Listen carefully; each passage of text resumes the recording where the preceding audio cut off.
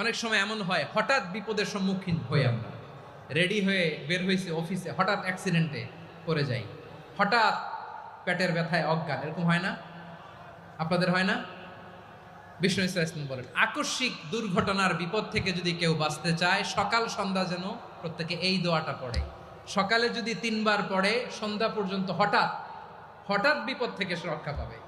Two be protected from sudden calamity, sudden disaster, sudden calamity, হঠাৎ বিপদ, হঠাৎ ভয়ঙ্কর কোন আকস্মিক বিপদ থেকে আল্লাহ বাঁচায় দিবে। সকালে পড়লে সন্ধ্যা পর্যন্ত প্রোটেক্টেড, সন্ধ্যাবেলায় যদি 3 বার পরে সকাল পর্যন্ত প্রোটেক্টেড। সুবহানাল্লাহ পড়ে।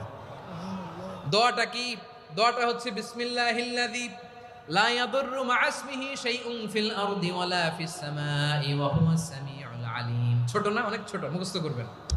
বিসমিল্লাহিল্লাযী লা ইয়াদুররু মা ইসমিহি শাইউন ফিল আরদি ওয়ালা ফিস সামা।